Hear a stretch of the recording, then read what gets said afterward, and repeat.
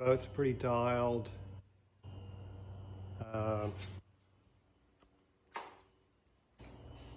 It's time to go sailing. Back out for more, and it's a beautiful day, sunny.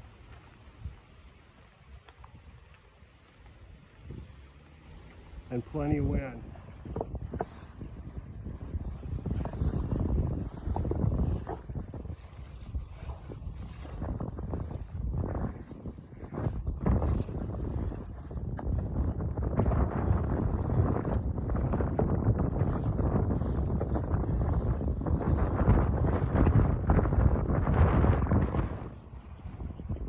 Kites are just starting to come out. I was getting some pretty good gusts a minute ago. I had to reef my jib some. I'm on a broad reef.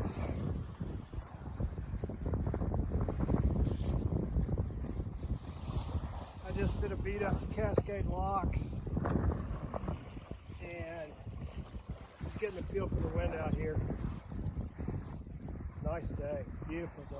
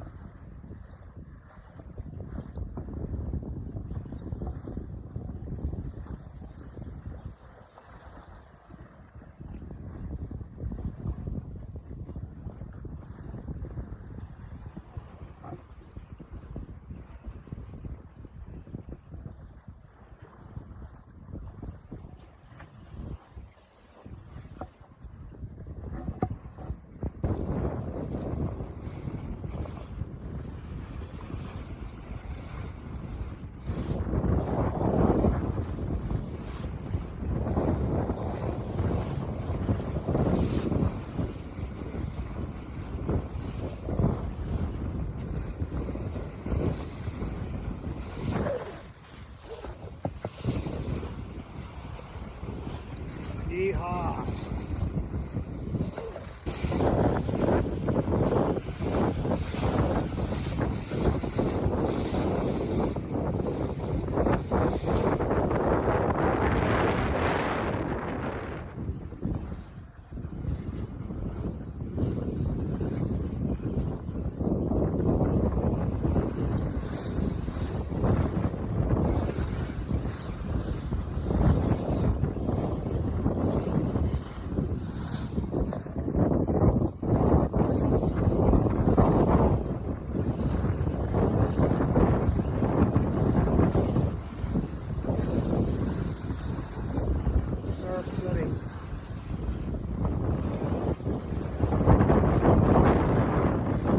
Screaming run back to Stevenson Dock from Cascade Locks with all the tacks thrown in. It's probably 2.5, 3 miles, and I had, you know, great wind behind me that kept building, so I went with it, and I was surfing until I got to about where the windsurfers are right now, when I had a pretty good, it wasn't a real hefty gust that was fast, but it was a, you know, pretty quick build to probably another 5 or 6 knots of volume.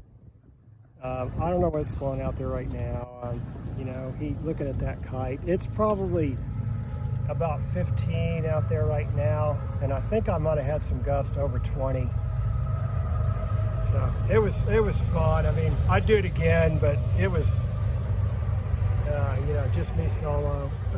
I had the full main up. I did have my jib rolled about, I'd say I had it rolled about halfway. it wasn't fully blanketed. You know, it was pulling some, but I mean, the main was doing the work. So I'm gonna go back out. I gotta rest a little. I had a great beat up upwind. That was probably more in 10 to 12. It was just starting to white cap. And then when I made my turn, I did some tacks up near Bridge of the Gods, and that was when it was starting to build. So every tack I did was a chicken jibe. You know, it wasn't a real jibe. It was a, you know, come around and take off again. Then I just got on the broad reach, and the wind favored me staying on that all the way back. So I probably did, you know, close to a mile and a half on that continuous broad reach.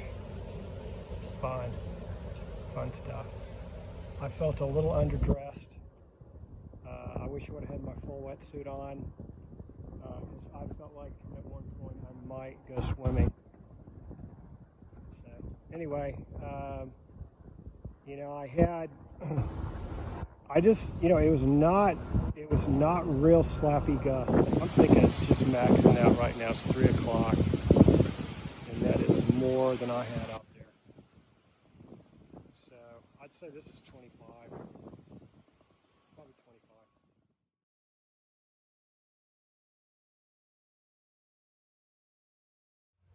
Another thing I like about the Buccaneer is the cutty is pretty good size. I've got one of these Seattle Sports.